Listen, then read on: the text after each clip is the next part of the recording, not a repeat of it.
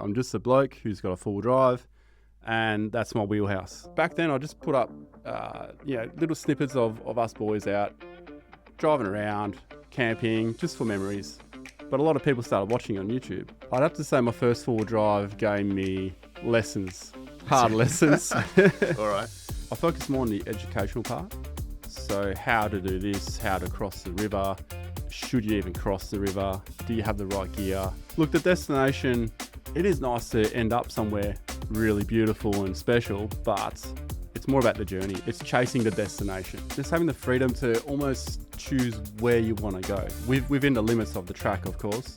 The car can take you so far. From there, you can go walking, you can hang out at the beach, no one else around. That's the best part. It's a sense of adventure, a sense of freedom, a sense of just relaxing, just knowing how to get out to these places, and things change all the time. It's a very unpredictable environment. It doesn't matter how inexperienced someone is, anyone's opinion is valid, because sometimes, even though it might be the most ridiculous suggestion, it sometimes leads to the solution. When you think about how you prepared for your first journey out in your four-wheel drive and how you prepare now, what's changed? Oh my God. For a lot of people, four-wheel driving is about adventure, getting off the beaten track and exploring parts of Australia you just can't reach any other way. But as anyone who's spent time in the bush knows, it's also about preparation, decision-making, and understanding the risks that come with being far from help. Ronny Dahl is one of Australia's most recognised four-wheel driving personalities and the creator of the YouTube channel Four Wheeling Australia. What sets him apart is his focus on real-world driving, what works, what doesn't, and what happens when things go wrong. His content has become a go-to for everyday drivers looking to learn, not just be entertained. Ronny, great to have you on. We're here to talk about four-wheel driving today.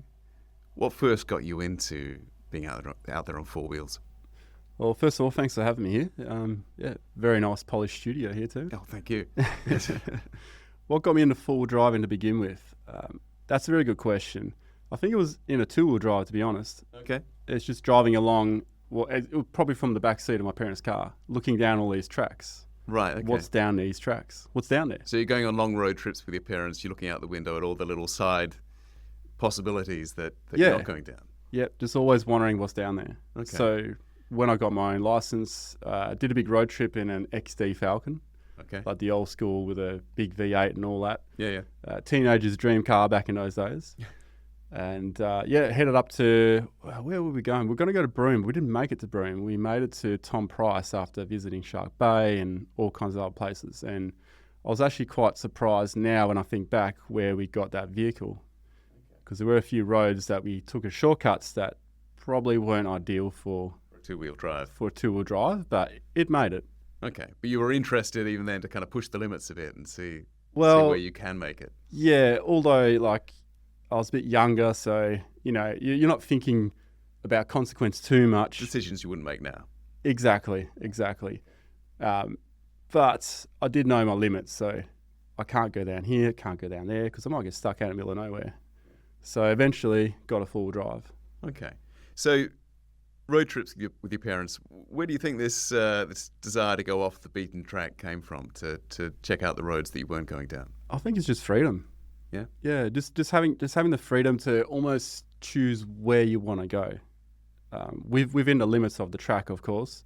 The car can take you so far. From there, you can go walking, you can hang out at the beach, no one else around. That's the best part. Okay, so that's what you've been chasing, freedom. Freedom, isolation. Yeah.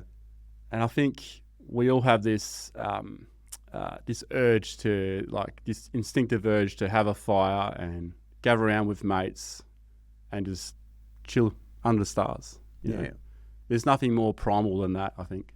Okay. There's something that's harder to do these days as we live in these ever bigger, ever more sprawling cities, I suppose. We do, but I think we live in the best part of Australia. Yeah. Best part of the world, possibly.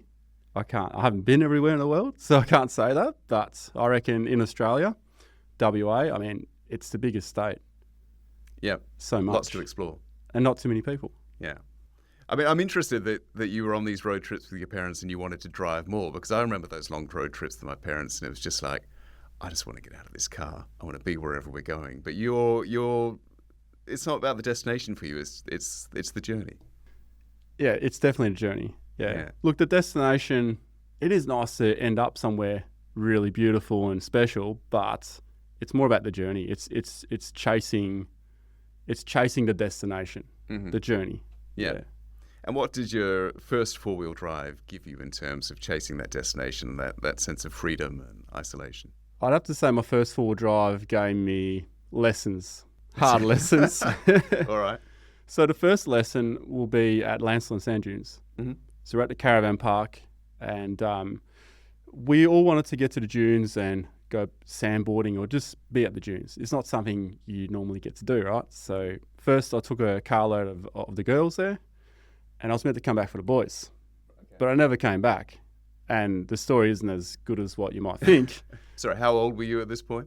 I was 19. 19. Maybe 20, actually. Okay, 19, 20-year-old disappears with a truckload of girls and doesn't come back. Truckload of girls. Okay. I got bogged in a sand dune. Right. So, I was probably showing off a bit. Had no idea what I was doing, really. And I was looking around, and there was these massive four-wheel drives, like big F-150 trucks and all this stuff driving around. And I'm thinking, why are they not getting bogged? Why am I stuck?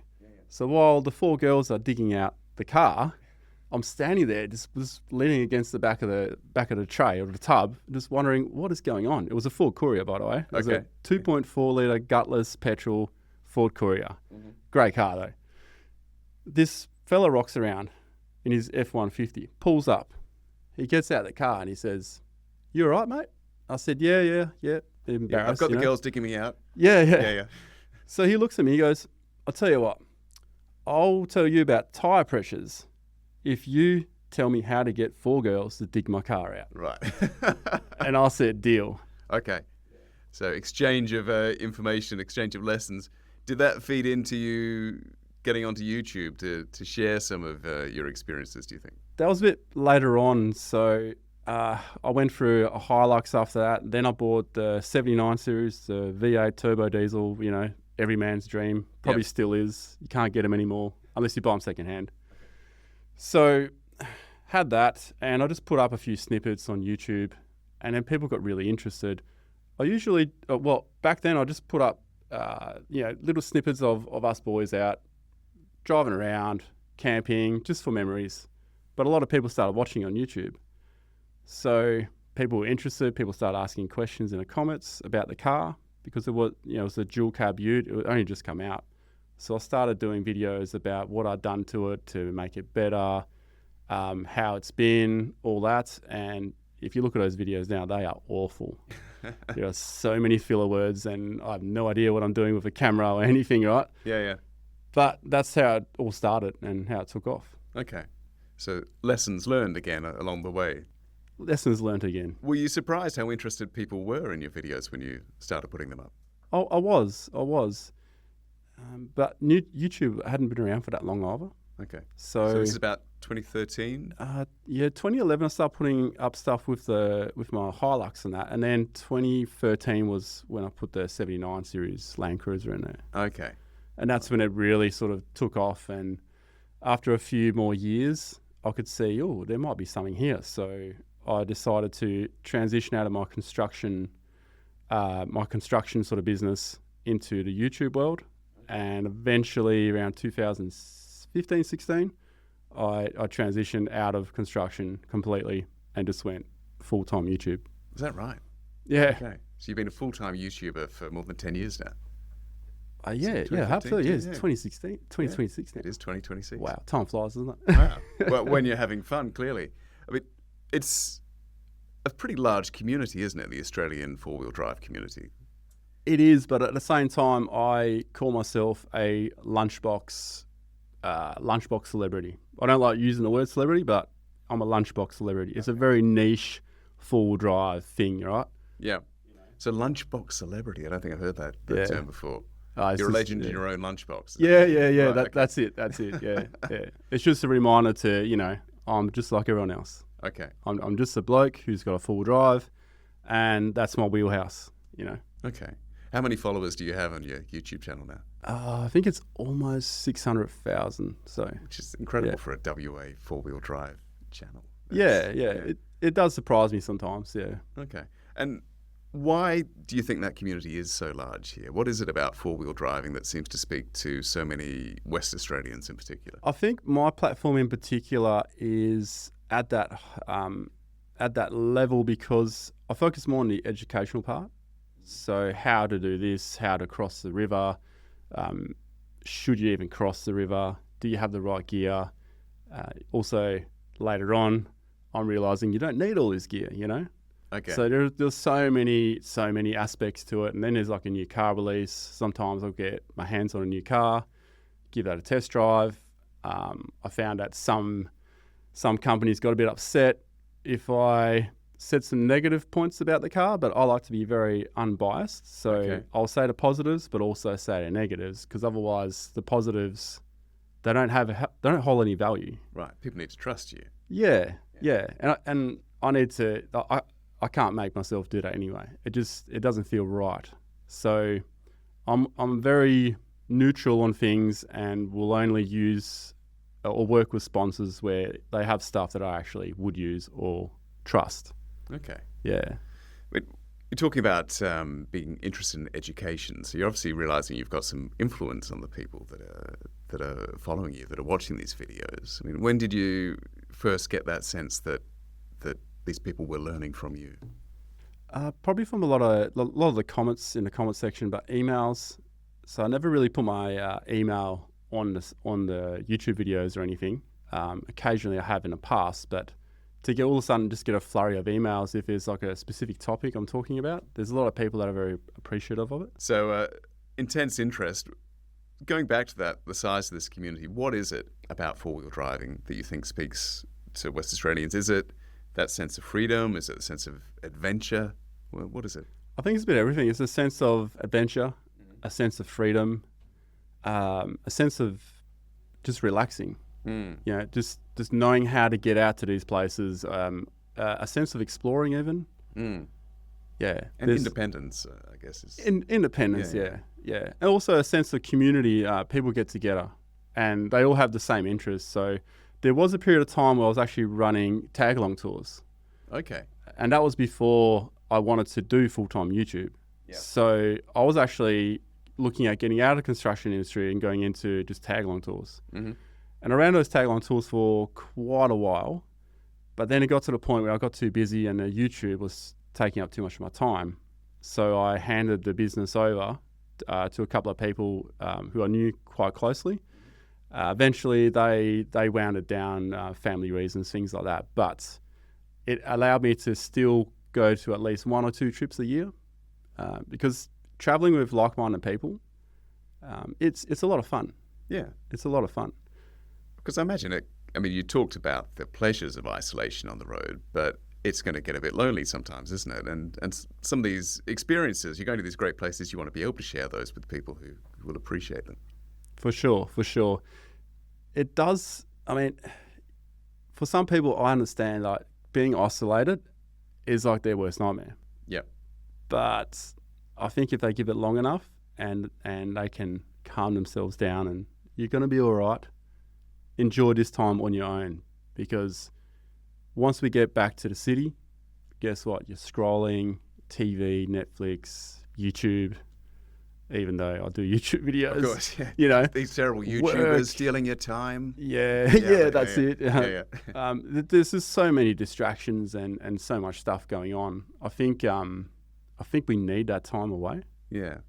It's often that all that stuff you're talking about is what creates that anxiety, isn't it? You know, you talk to a teenager, let's go camping for the weekend, and it's like, well, is there going to be like a signal? Yeah. Well, I have to leave the device behind. We do get so attached to them, but yeah, definitely. Once you push through that, people generally appreciate the experience. Yeah. Now, done carefully, you could actually, if someone's really anxious, because I took someone with me who was going through a bit of anxiety, and it's more or less cured that person in the sense of getting back to life as normal. So I'm not saying it could actually make some situations worse. That's why I'm just being careful here. But But the isolation of getting away from your phone, getting away from phone signal, that is the thing.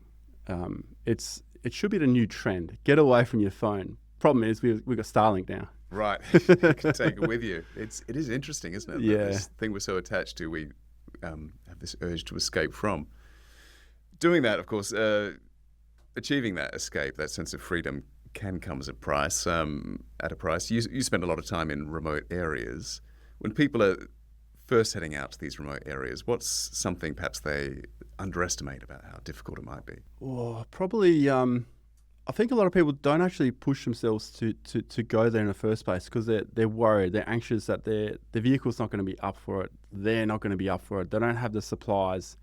There's an overwhelming amount of stuff that you feel like you need to know, and you are relying on this vehicle. You're relying on the stuff you're bringing, and people tend to just cram as much stuff in as they can, and often you bring too many things. Do you have enough water? Do you have enough fuel? What happens if something goes wrong? There's all these questions that run through people's minds, and it ran through my mind too to begin with. But now it's like, well, if I get stuck and I'm stranded here, I get a few more days in isolation. How good's that? Right. Okay. So you're not lost in the wilderness so much as just stuck in paradise is the idea. Yeah. You could look at it that way. Yeah, for sure. I reckon that. Yeah, I'm waiting for the day where I do get stuck at a longer duration of time. It'll be nice. All right. So people often over-prepare, but in terms of perhaps under-preparing, what's they're loading up their cars with all the stuff they think they're going to need. What's something they're leaving without that they might actually need? I would say for people who maybe a bit naive, I think is the word, and they head out, they may not have the communications with them that they need. They may be heading with old worn tyres.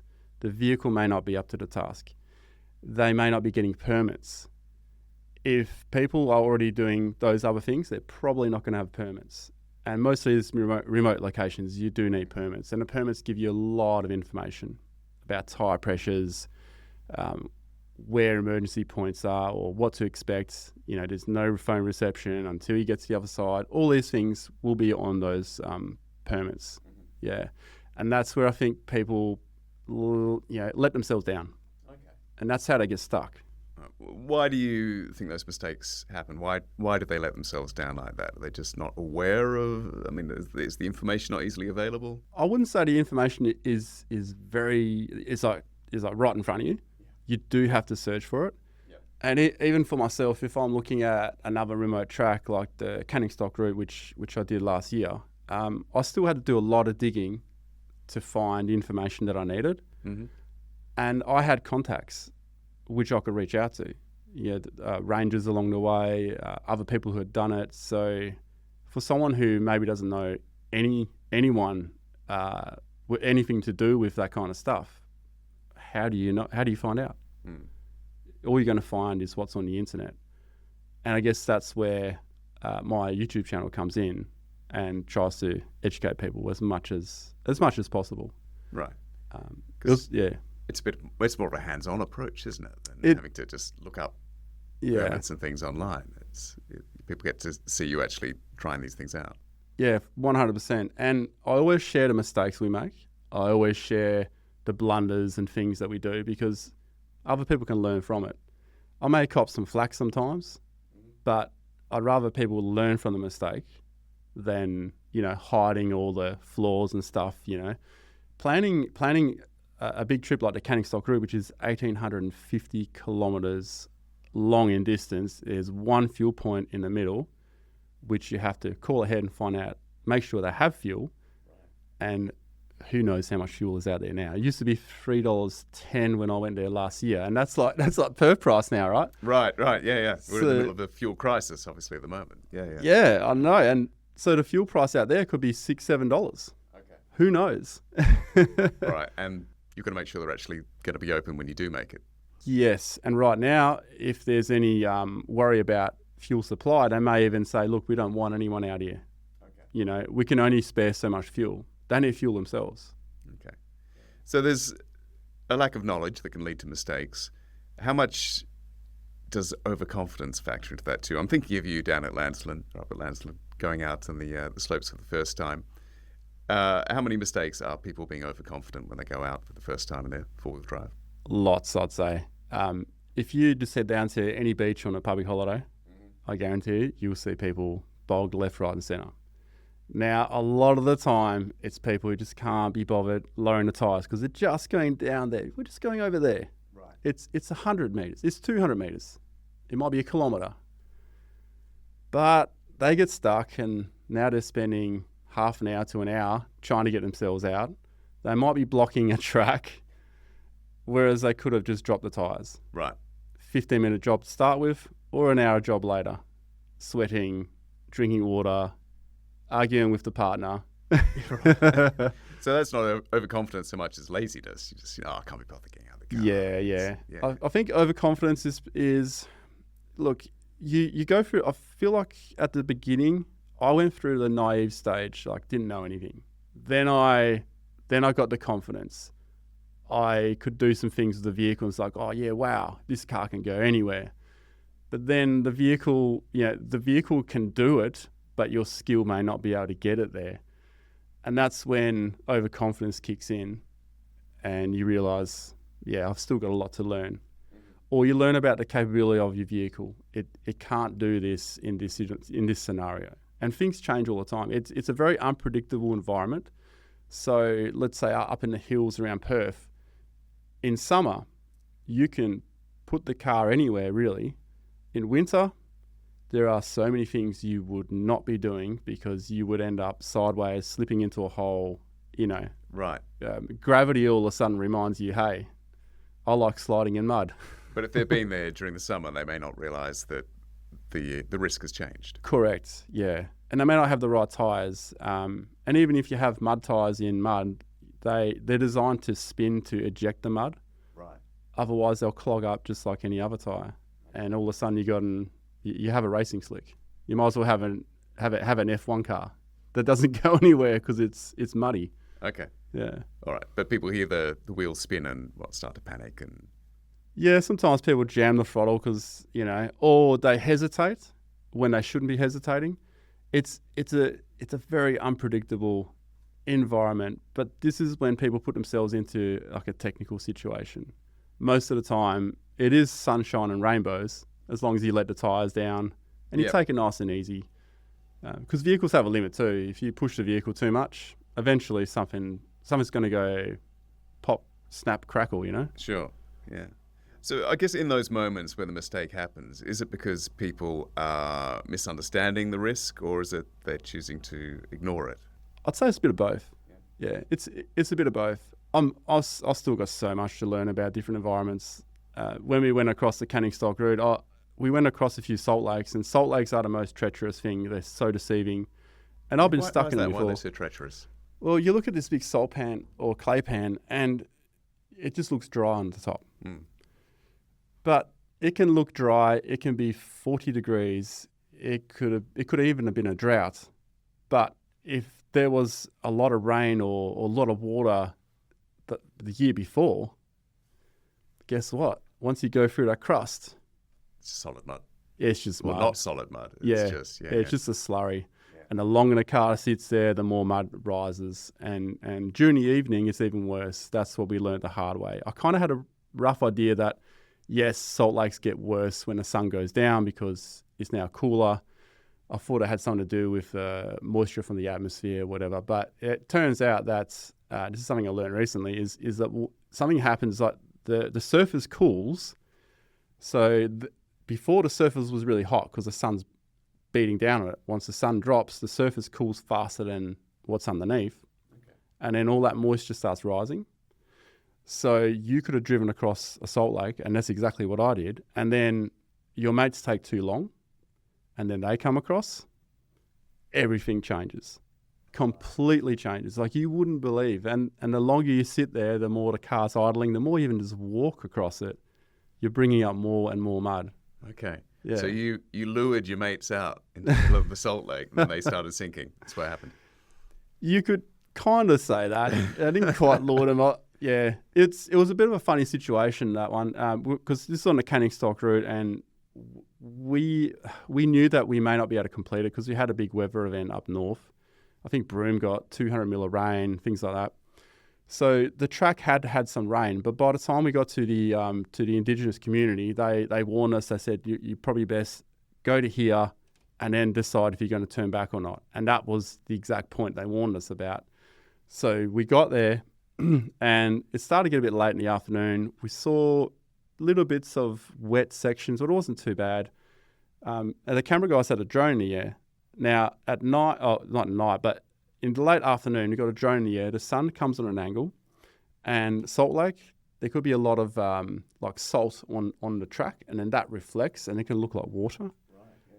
And then you've got other sections where the grass is up a bit higher, and now it's casting a shadow. So now it looks like it's muddy, but it's not. Turned out it was a little bit of both, but there was no water until it came up later. So I made it across, and then we had bad communications because we had some difficulties throughout the trip because this is like almost a 3-week trip. So some of the cars had communication problems with the antennas, so our range was limited. So by the time I finally got them to drive over, one of them went a little bit too fast, even though I told him to go slow. He was actually driving my car too, a mate of mine. Okay. He was driving my troopy, and he slid off the track just slightly. And once you leave a track on a salt lake, you go down. Right. And that's where it all started. Okay. Yeah. One car goes down, and then... One car goes down. The other one came in. That was the camera car, another troopy. My mate got it. Mate Rafa got the troopy out, my troopy. So there's 2 troopies. He then moved further forward, and then he went into a massive hole that I had just tiptoed over before. Okay. But now it's all different, right? Do you often see that when one thing's gone wrong, there's this kind of chain of consequence that comes out from there, and then things just get worse and worse? I mean, this sometimes a good example of that. Yeah, sometimes. But in this situation, I knew it was going to be a long night because once someone else goes in that hole, it just gets worse every time. Right. And it was a hole left by someone else who got bogged, had to stay there overnight and wait till everything dried out. Because these side steps were taken off the vehicle, probably used to help with traction aid. But long and the short, I had to turn around and go back in and winch both the cars out while we had dingoes all around us as well. So that was really cool actually. Yeah, being surrounded by dingoes was cool. It was good fun. It kept it gave us a bit more adrenaline, I guess. It's like it's upping the jeopardy level a bit. It is a little bit. We're on the mud, we're sinking, and now there are dingoes. Yeah, now they're dingoes. They're okay if we're all sort of in one spot. But there was at one point the camera guys decided to go right out and then get like this wicked wide shot, right? So you've got 2 cars, 50 metres between them with winch lines, and all the high beams are on. They're calling out, put all the high beams on so we get a shot. And then all of a sudden, we hear all the packs of dingoes again. And we're like, get back in. Okay. So pretty much everyone had to jump in the cars for a little bit. All right. What the dingoes they're circling. There was multiple packs. Yeah. Now, are dingoes dangerous? Are they not? If you're not sure, they're just going to be dangerous. I think when there's that many of them and they're kind of circling and getting closer, you're not going to take the risk, are you? No, you're definitely not. And I had my daughter with me as well, who was was she 16 at that stage? No, she was 15, coming up to 16. Right. So, I had to keep her in the car too because she was super excited. She wanted to see the dingoes, you know. She saw them all right. Surrounded by dingoes, closing in. How long did it take to get out of the mud? Well, it was at sundown the other cars got stuck and I think we got out, I think we had dinner at like 11:30, so it's close to midnight. And then we still had to drive to camp because there was nowhere to camp around there. So, then you got fatigue management where you really, that's where you got to be careful. So take it nice and easy, got to the nearest camp and then stayed. So has that been your most challenging or confronting experience out there so far? Probably not. Yeah, it's hard to pick which is the most challenging one. Okay. We went across the Simpson Desert. One of the times, my mate, he got stuck in a bog hole to the point where the car, actually nearly rolled the car. the conditions were just treacherous. He ended up in this hole where where half the car's in the water. So where he was sitting, he had water up to close to his knees, I'd say. He started having electrical issues. The car switched off. The camera car was already stuck because we sent that one in first. We wanted to get the shot coming across. Sure. Which we did get. Yeah, good. So I had a trailer. So I had to go around the long way, which wasn't that ideal either. I had to be really careful because I was towing a trailer. So I had more of an anchor. Eventually got there, had to decouple the trailer, reverse into the bad section, pull one car out. So we had another measure of getting out, and then try and pull my mate's car out. Once we got that out, 2 tyres were off the rim. So we had to sort that out so he could at least get a good sleep, rooftop tent on top of the car. You know what, to be on an angle. So we were managing his mental state, because you're not going to be in a good state when your car's like that in the middle of nowhere. So we made sure he could sleep. Next morning, we woke up with the task of pulling the front end apart, which where the axles, the CV, and all that is. So we had to take the wheel off, take the hub out, and it was just all bits of metal. And we didn't have spare parts, but we were able to pull things out so he could still drive it. It just meant he had to go to 2-wheel drive and use 3-wheel drive because he didn't have drive in that wheel anymore. Okay. To limp us to the mechanic in Birdsville. Yeah. Okay. So. So I mean, that kind of mechanical intervention would be totally beyond me. I mean, how necessary is it to know your way around a car or an engine if you're going to be in that situation? Yeah, look, it definitely helps. We call it a bush puzzle. I'm no mechanic either. But because I've been through a lot of these situations and seen other people in situations, and sometimes having a diesel mechanic with us, which is very handy, I'm telling you that.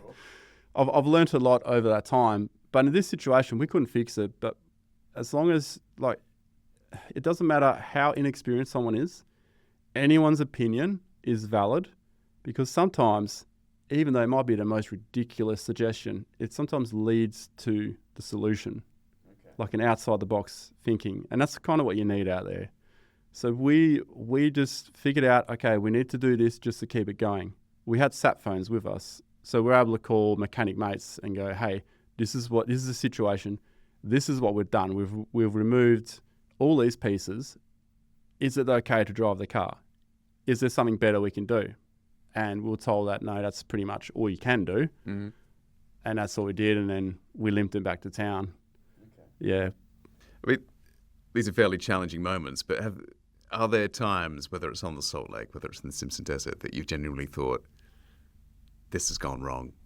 I don't see the way out. Actually, we had a very close one on the Connie Sue Highway. So this was October last year. We had a freak lightning storm. Okay. The weather said nothing. No. Like the weather station, which was 75 k's from where we had this freak lightning storm, they had nothing. Wow. It was like a cartoon dark cloud over our head, right? Yeah. It was insane. I've never seen so much lightning in my entire life. It was to the point where we had to make a call and all jump in the cars because the lightning came right over us at some point. But the situation was we're at this camp called Geraldton Ball, and we could go south, we could go east, we could go west. We came from the west. The lightning, because it was dry lightning, it lit a fire to the west. It lit a massive fire to the south.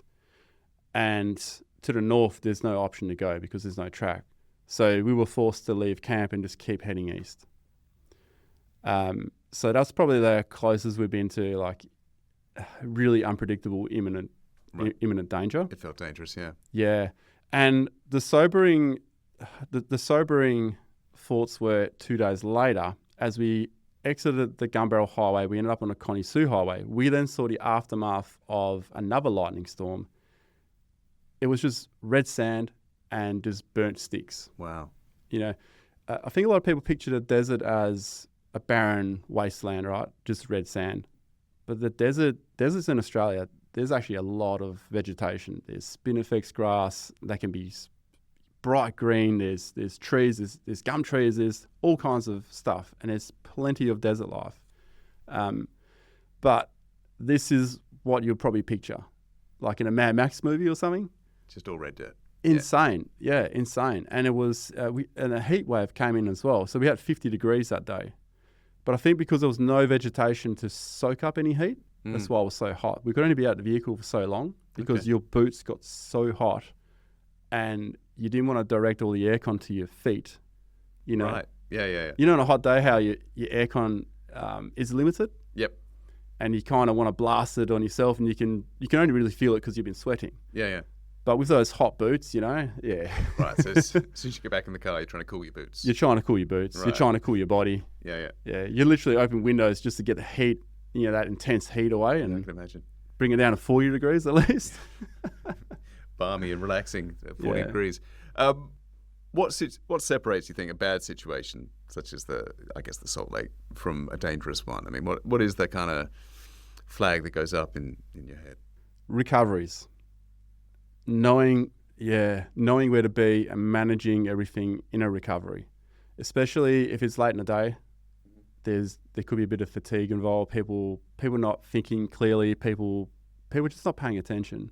Recoveries is the one thing where safety is the number one priority. Okay. You're better off losing a car than injuring someone. Yeah, and that's just what it comes down to sometimes. Like, there's been a few horrible scenarios in the four-wheel drive community over the years. Due to recoveries. The amount of forces that are stored in these straps, you got like a 4-ton car pulling another 4-ton car that's stuck.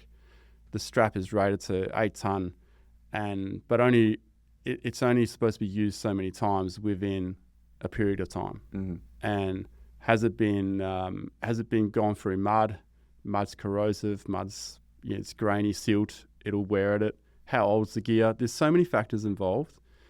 And that's where safety is a bit of a concern sometimes. I've seen some really, to me, it's really stupid stuff. But I understand if you don't understand the physics and the forces of what you're dealing with, it may just seem like, I'm just pulling someone out with a lucky band. But that lucky band can when it snaps, or even worse, when the point that it's attached to snaps, which is a metal point. Right. Yeah. Okay. You've seen this happen. Yeah. I've seen this happen, and I've even done tests on it. There's a farm out in York that we use sometimes. I did a bit of a crazy demonstration on what will happen when you tear toe balls off the back of a car, because that's one of the dodgiest things. Is someone stuck? What do? Put a strap on the toe ball? No, you do not put a strap on the toe ball. You need a recovery point. Okay. Yeah. Tow ball's designed to tow a trailer, downward force to hold that. You've got chains there in case that like the caravan tears off the ball or whatever. That's the chains are there to try and keep it there, right? In a recovery situation, you have these shock loads, and if you do these shock loads over and over and over again, tow ball can come off. Okay. Yeah. Oh, interesting. Yeah. Well, I feel I'm learning a lot here. But do you feel that, because you spoke about lessons before, do you feel you learn more from when a situation's gone wrong than one that's gone right? 100%. Yeah. 100%. Yeah. Okay. Yeah. So what did you learn from the Salt Lake? Well, you forever learn from that. Don't trust it. Don't trust the ground. Stay on the track. Don't trust the ground. Yeah. Yeah. Okay. Yeah. Trust the track, don't trust the ground at all. But if you're going to trust anything, trust the track. Once you deviate from that track, you're going down. Okay. Almost guaranteed. Yeah. Before you touched on the importance of mentality, if someone, so you mate in the Simpson Desert, you're trying to help him keep it together. Mm. What role do you think mindset plays in staying safe when things have gone wrong? Slow everything down. Slow down. Just think everything through first. Talk to everyone. Make one person the chief. If you've got too many chiefs, things go wrong. Yeah. So let one person control the whole situation, but that person has to allow everyone else to come up with their suggestions and things like that. And if something's just too dangerous, it's just people should just put their hand up and say, hey, I don't think we should do this because of this. Okay. Talk it through. There could always be a better way. So if you've got doubts, it's worth raising them. Definitely. Rather than, afterwards going, well, I didn't actually think that was going to work. I should have said something. Yeah. There's so many like things that come up sometimes. I'll give you a good example. On that Simpson Desert where we're stuck, the ground that I had to drive into was as soft as the ground that my mate was stuck in. So when we first tried to winch him, I was like, this isn't going to work, because the suction of mud, I might be as heavy as him, but he's more stuck. So I was getting pulled backwards. So my cameraman at the time suggested, we've got these things called max tracks. They're just recovery boards. He suggested to put those down and then I park on them. And I was thinking, I don't think it's going to work. We've got nothing to lose. So we did that. Bingo. You did it? Yeah, and now we do it all the time. Okay. It's so good. All right. Stops the car from sliding. Okay. Yeah. So you had doubts, but you were overruled. Yeah. Again, it paid off. Is the first thing that comes to mind though in those situations, is it just that slow down? Is that yeah. Deal with that that kind of panic that the adrenaline starts pumping. So the first thing is just to calm yourself. It's always slow down. But if there's been a situation where a car's on the side or something, it's like go check out the people first. Sort that out first. Slow down. Now let's figure out what are we going to do. Okay. But how do you actually do that? What keeps you calm in those moments? I don't know. I don't know if it's a personality trait or what it is. Big things like that, I don't know. I think I've always been like that. It's like, cool, okay, well, let's sort this puzzle out, But I also think if you see a lot of other people panic and things, it then also, I don't know, I just recognise that we all need to calm down and we need to attend to Jimmy or whatever, Let's get him at ease and let's talk him through what we're going to do because his car is in this situation and it's already damaged. Let's calm him down and tell him everything's going to be all right. We're going to work this out. Those are the kind of things that kind of just happen. Yeah. I have seen people sort of gravitate towards other people that they know will take care of the situation. Okay. Yeah. All right. So some people just are happy to kind of hand it over to someone they think can do it. Yes. Okay. 100%. But I also think there are many people out there who don't realise that they may have this trait as well. Because I honestly think it's a personality trait. Well, is it? I mean, is it purely personality, or is it something that you think you can help people learn to stay calm? Your YouTube is so much about teaching these lessons. Can you give people advice on how to stay calm in a crisis? I try to give people as much advice as I can from their situations, but I'm no psychologist or anything, so I'm pretty careful with how far I go with this. I'm surprised I even touched on the anxiety thing earlier, like taking someone out and all that. Because I don't feel qualified in that. I can talk from personal experiences, and I know everyone's different as well. Yeah. I guess I'm interested in your personal experience, but you feel it's just innate to you. Is there a particular sort of mindset that you can switch into that people can use in a moment of crisis? I think it's just it's hard to describe. But I definitely think like stopping and then just taking a few breaths and then just slowing it down and talking it through. I think that's probably the best advice I can give it. It's just slow down. Yeah. Slow down. Nothing is going to... if you rush something, you're making rash decisions. So you're going to drive me out here. Yeah, it's just slow down and think everything through. The only time where that may not happen for people is they're bogged and the tire's coming in. Right. That's a completely different story. There's sometimes going to be that time pressure. Yeah. It has happened a couple of times, but you still just got to hold your nerve because you can still rush and cut corners. And what I mean by cutting corners is not lowering your tires that little bit more, because lowering your tires another 4 psi is almost the same as digging for 15 minutes. Okay. Yeah, unless you're right down to the chassis, you got no option. You got to dig out and you got to lower your tyres. So there could be some situations. All right. So even if there is that time pressure, just taking that moment to think ahead, what are you actually going to need to do, and doing that before you start is the way to go. It is. Be prepared if you're on a beach, yeah. It's good to know the tides. Right. Please know the tides.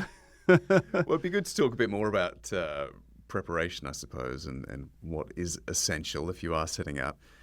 If someone is heading off for their first proper four-wheel drive trip, what do you think are the non-negotiables that they're going to need? Non-negotiables, shovel. Okay. Good sense of humour. Yeah. Something goes wrong. Good way to slow it down. Take a photo. Yeah. Take a photo of your bogging situation. Okay. Or your mate. Just start your own YouTube channel. Well, yeah. Give that a go too. Yeah. Okay. Sense of humour, shovel. Anything else? I'd say a tyre deflator, or at least a tyre gauge. Look, you don't need a tyre deflator. You could use a stick. You could use a rock. You could use, heck, even the tyre cap. You know, the valve cap. You can spin it around and use that too. Just make sure you got means of raising the pressure in your tyres again. Lancelin's pretty good because there are 2 service stations. Is it 2? Might just be 1. You can go there and you can fill up your tyres. If you're somewhere where there's no access to a tyre inflator, you have to really be conscious of if you have low tyres and you're driving too fast at low pressure, you will overheat the tyres and you could have a blowout. It may not happen that day, but it'll happen at some point. Okay. So that's very important. Otherwise you're stuck doing 40 or 60 and then you have to pull over, let traffic pass when it comes up. You know, you don't want to be dealing with that. So just get a cheap compressor. You can get a compressor for like $50. Okay. Yeah. All right. It'll take a long time to pump your tyres up, depending on the size of them. Yeah. But a handy bit of equipment. Yeah. When you think about, because I know you spoke earlier about people tending to over-prepare when they first go out. When you think about how you prepared for your first journey out in your four-wheel drive and how you prepare now, what's changed? Oh my God. When I first started heading out, I had the messiest setup. I just threw as much stuff in as I could, loaded it up to the brim. Oh, I still got more room. I might need this. Hang on, I might also need that. Just loaded the car up with so much crap. I get there, I don't use half of it. It just gets in the way. I have to move stuff around. Sounds very familiar. Now, I pack really light, as light as I can. A lot of the time, I've got camera gear I've got to bring, so that kind of takes the priority. But I really travel light. Yeah. If it's fireban, I'll bring my gas cooker. If it's not fireban, I don't bring any cookers. I'll just use a ferro rod, which is essentially flint and steel, and we'll cook on the fire. Okay. With a rusty piece of metal and just put a pan on top of that. Or sometimes we'll actually throw steaks directly on the coals. Okay. Yeah. Caveman style. Yeah. We call them cowboy steaks. Cowboy steaks, right. They are so good. That makes more sense. Yeah, because the coals are like 650 degrees. So when you throw this meat on top of it, it caramelizes all the bloods and everything. And it is like, it would be the best steak you ever had. Okay. And if you think it's going to be covered in sand and all that, as long as you have a nice bed of coals and you're using sticks that aren't covered in sand, it's awesome. Because it's just ash. You just scratch the ash off. I think there's a sideline for you here in, culinary trips, cooking on the road or off the road. It's very simple. Yeah. It's a very simple. That's your one recipe, is it? Yeah. Right. The rest is like a peanut butter sandwich. In terms of that prep, I mean, I think when people think about preparing for a four-wheel drive trip or just going off-road, they think about the gear they're bringing. How much of that preparation should be thinking about their mindset, about managing their expectations of what's ahead? That sounds like what you've learned more over time. Yeah, you'll never see everything. Right. You'll put all these things on a list, 20 places of interest. Be happy if you see 5 of them. Really happy if you see 10 of them. Right. Yeah.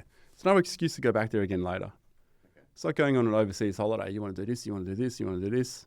You don't always get to do everything because you find something that's so good, or you sidetrack. Oh, I didn't know this thing was here. Yeah, because you want to soak it in, don't you? Yeah. And when you're filming and stuff, it takes a long time too. So often we end up making up time at night. So we do a lot of night driving on the tracks, but we've got all the equipment for it, and yeah, we love driving at night. You kind of get this tunnel vision. So a lot of the potholes and washouts, they're easier to see at night as well, because they make such a big shadow. So your driving lights, they really show, like defects in roads and things like that, or tracks. Okay, It's interesting. I would have assumed it'd be more difficult driving at night. It's difficult to find a camp, right? Yeah, because you can't see out to the sides, right? Sure. Yeah, and you got to slow down a little bit, and you already slow down anyway because you're on a track. Because wildlife, you don't really see that from the sides. It'll just all of a sudden be there. Okay. Just going back to the mindset. So you talked about being aware you're not going to see everything on your list. I mean, you also touched earlier on the isolation of being on the road, and sometimes you need to prepare for that. I mean, how should people think about preparing for being on their own? So to prepare being on your own, just make sure you got enough water. I would say definitely tell family and friends where you're going, when you are expected to start and complete the journey.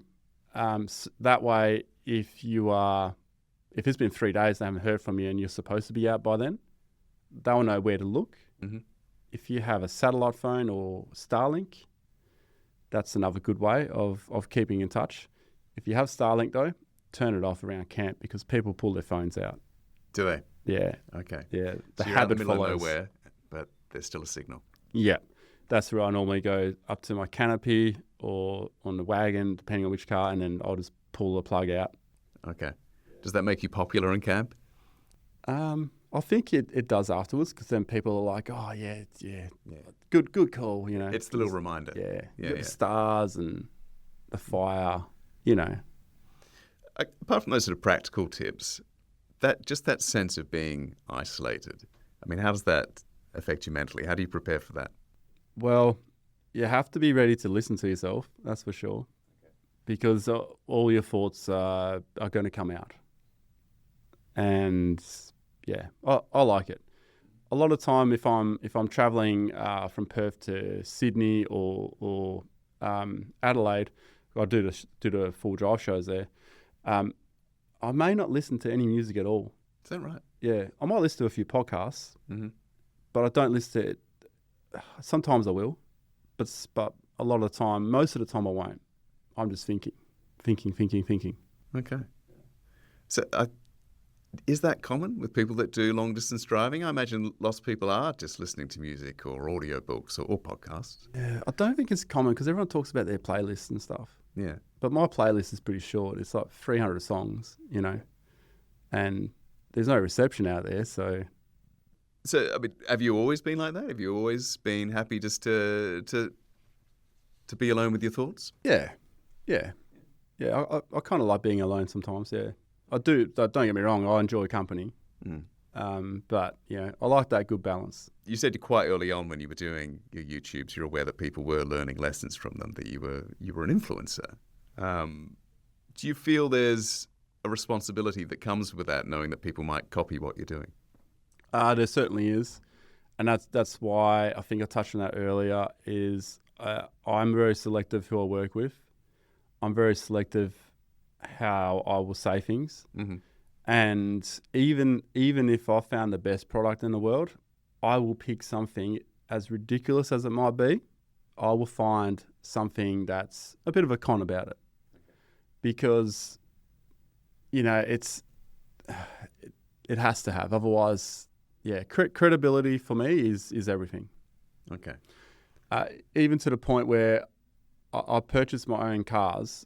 There's a lot of people in this industry. They they can get a vehicle from a dealership or something, and I understand it. It makes it so much more profitable. It makes it easier to do all the content. It's very expensive to do something like the Canning Stock route and bring 3 camera guys and a camera car and all that, and 2 of my own cars. But I've taken this line instead. so I can have my own car, put on it whatever I want, and at some point sell the car, and then try and find something else that interests me. But it's got to interest me as well. That said, my favourite car at the moment, I purchased it because I knew the internet would hate on it, and I hated on it. Okay. And that was when the 70 series changed from a V8 to a manual to an automatic 4-cylinder. And I bought one after test driving one. I was actually a bit curious, to be honest. I was like, wow, this thing goes, you know. It feels like a car. Yeah. And I just ended up loving this car, and now I own it. I mean, I already own it, but I kept it. Okay. I was going to sell it after 6 months. Despite all the hate from your online followers. Despite all the hate. But I'll tell you what, it did wonders for the channel. I will admit that too. Okay. You know, because people like a bit of outrage. Yes, you got to have outrage. Yeah. You know, otherwise things aren't going well. All right. Clearly, we'll try to build a bit more controversy into the next 5 minutes. In your videos, how do you balance sort of a celebration of the adventure that comes with four-wheel driving with maybe the risks that might be involved? I guess the risk for going somewhere remotely is already that it's unpredictable. Weather can change at any moment. I know that all too well now. That is the risk. That is the sense of adventure. Now, to go out to the desert and make content to bring back like an adventure or something, unless you really love doing it and you find all the little micro things that you enjoy along the way, you're really not going to come back with much, because at the end of the day, it's a desert. And although it'll seem the same every single day to a lot of people, but it depends on what you're doing out there. So that itself is a risk for heading out there. The other risk is if you bring other people that have never been there before, like for example on the canning stock route, we brought a camera guy who had never camped in his life before, and he was going on the most remote track in the world. Okay. And the longest remote track in the world. Okay, steep learning curve. Yeah. He survived. Okay, good. He actually did quite well, to be honest, but he had a lot of people to fall back on to, you know, advise, and we definitely looked after him too. But yeah, I guess there's always a risk. It's an unpredictable environment. It's uncontrolled environment. It's not like going to the shop and back, or going to Rottnest and back, even though Rottnest is awesome. I love it. Good place for a push bike. Yeah, not so much the four-wheel drive. No, yeah. But I like getting away from that too sometimes. Yeah. I guess I'm thinking in terms of you being an educator or an influencer, you've talked about how you share your mistakes as well. But if you're thinking about people maybe copying what you're doing, has there been a video you haven't wanted to share because you're worried about encouraging risky behaviour? Not really, because I'll point it out. And if it's something I've missed that I thought was okay, others will point it out, trust me. And there's been a few videos where I've had to come back, admit I was wrong or apologise, and I'm the first to do that. If we move on to that community, or think about the people that are four-wheel driving, what is it? I mean, are there elements of that culture? Obviously, it's becoming more and more popular, and you can understand why in WA. Are there elements of the four-wheel drive culture that you think need changing, that you'd like to see changed? One thing that's hard to do is to make videos about rubbish on tracks, videos about driving off the track and maybe, you know, making new tracks through dunes and things like that. It's hard to do any content like that people will actually watch. So the people that are causing the problem, they're not going to watch that. Okay. You're preaching to the choir. Yeah. So that's somewhere where I'm trying to find ways of reaching out to these people that maybe a lot of them probably don't actually know that what they're doing is wrong, or they probably know it's wrong, but they don't understand the impact that it has. Sure. And every single group of club or whatever niche you have in the world always have the minority that ruin it for the majority. And the four drive scene also has that issue. So that's what I would like to somehow reach these people. Okay. Yeah. So do you see it as, given your influence, do you see it as your duty really to try to influence that culture in a positive way? Yeah. I think so. Yeah. But it's just very hard to get that kind of stuff over to them, because you got to like think outside the box. Mm-hmm. You almost got to use comedy, or you got to use shock or something. Yeah. So that people are like, oh my God, you got to see this. You know, that's the level you need to do to get it out there. To influence that behaviour. Yeah. But what do you hope that people take away from your videos apart from this sense of adventure? I guess we're thinking about that culture. What do you hope people are switching on for? I hope they switch on so they can just go and escape and realise that whatever they have in their garage right now, I mean, as long as it is a four-wheel drive, I mean, even an all-wheel drive, and the stuff they have at home, that's all they need. You know, if you don't have camping cutlery and all that, as long as you've got a swag or a tent, that's all you need. Chuck it in the car, go camp. In terms of all you need, what does a successful trip look like to you now? So you've come back, it's been a good trip. What's happened to make it a good trip? A successful trip is always something has gone wrong. Is that right? Yes, okay. Because I'll tell you what, if nothing goes wrong on a trip, and it could just be a tiny, it could just be something funny or whatever. If nothing has gone wrong, you're not going to remember it, because the trips where something does go wrong, because things always go wrong, and it could be major, could be almost nothing, you will remember that. You'll remember your mate slipping over and face first in the mud or something. You know, you'll remember these things, or you woke up and there's ants in your tent and everyone's having a good laugh about it. Those are the things that you'll remember. Yeah. And kids, it's great taking kids. The kids always remember camping trips. Yeah. They always do. It's the lessons that you're learning, and you're learning more when something's gone off the rails. Yeah, life lessons and experience. Yeah. I mean, what's life without that, right? Well, I guess I wanted to talk to you about that. Do you feel that your attitude to risk off-road has affected the way you live life in other areas? Possibly. Yeah. I never thought about it that way. Yeah. Do you feel you make bolder decisions now, or you're able to take a gamble on things in a way that perhaps you wouldn't when you started? With the benefit of experience, obviously. Yeah. I think more, I think in my wheelhouse, yes, because I know that I can get myself out of the situation I get myself into. You know, recovery is possible. Yeah. But, maybe not. I wouldn't say it's transferred to everyday life, apart from maybe like the mental aspect, you know, like how to approach things, or if something goes wrong, it's just slow it down, you know, or managing kids.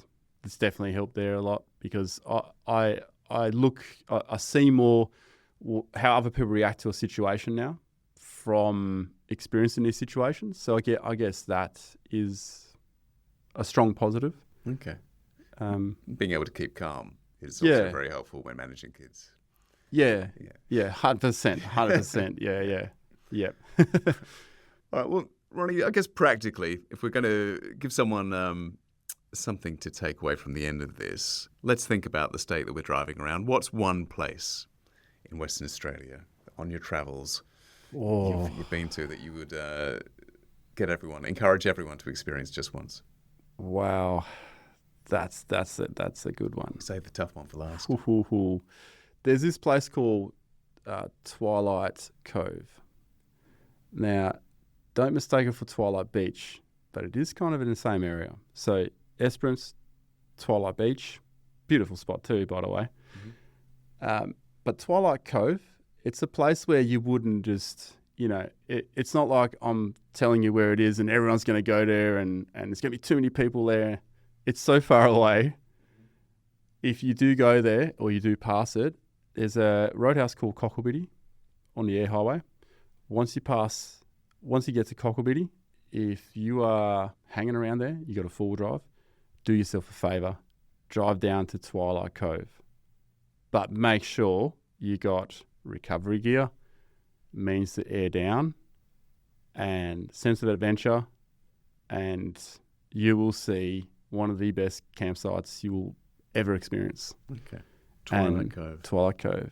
It's at the eastern end of the Baxter Cliffs. So the Baxter Cliffs in the Australian, the Great Australian Bight. Yeah, so you could literally camp up against, well, not up against, you got to stay back from the edge of the cliff because you do get rockfall. You're about 20 metres, 30 metres away from the cliff, and this cliff is like 100 metres high. It's red when the sun's on it, bit grey when it's not. It is awesome, and you will see so much wildlife. Okay. Yeah, we saw a southern right give birth there. I saw my daughter run off towards a big seal. So I had to run like a caveman and go, to make sure that seal went because I couldn't catch him. No, of course. Yeah. And the seal was like, I'm out of here. Yeah. I was like, I saw an eagle once. It had a snake in its claws and it was flying. It was like backlit, the sun was kind of over there and sort of this silhouette of an eagle with a snake. And I assume it was going to drop it in the ocean or on a rock or something and have a feed. I don't know. And the sand is so white. It's so white. If you don't have sunglasses, you're going to want sunglasses when the sun's there. Yeah. The reason why I've seen this place so many times is because the tag-along tours I used to do, they used to end at Twilight Cove. Right. So there's almost a 10-year period I went there all the time. Yeah. Well, it sounds amazing to the extent that I'm going to Google it as soon as we're finished to make sure it actually exists. That's something we should do. Just thinking about everything we've talked about, what's one thing people shouldn't do when they get to Twilight Cove? Don't drive along the beach where there's seaweed. Why is that? You'll be okay around where Twilight Cove is, but if you try and go to Ayers Bird Observatory, which is 20 k's down the beach, maybe 25, if you drive over seaweed and sand, you'll find a soup beneath that. Okay. So every year there might be a storm or seaweed gets washed in, sand compacts on top. I actually had a friend down there who was stuck. She was stuck there with her son for 2 days. Had to get rescued by the people from the Air Bird Observatory. And then she went back the next day to recover the car. But she was lucky she got bogged above the high tide. And I checked the high tide for her. The high tide wasn't going to arrive until like a week later or something, like a tide high enough to reach the car. Okay. I've seen a backpacker's car on that stretch I'm talking about, and I've got a few photos of it of consecutive years. There was one year we didn't see it because we didn't leave Twilight Cove. Always give the tag-along crew a choice. Do you want to stay here? You can. Anyone who wants to come with me down here, we can do that. But that was the year we had the southern right giving birth, and people were like, no. Just wanted to stay. Yeah, we're staying here. So it's like, cool, good, because I want to stay too. Oh, fantastic. All right, so go to Twilight Cove, but don't end up in the soup. Don't end up in the soup, because you may not get out. Ronny Dahl, thank you very much. Thank you. Thank you for tuning in. If you liked this episode, let us know and share it with a friend. Don't forget to hit subscribe, and we'll catch you in the next episode of RAC's Horizons podcast.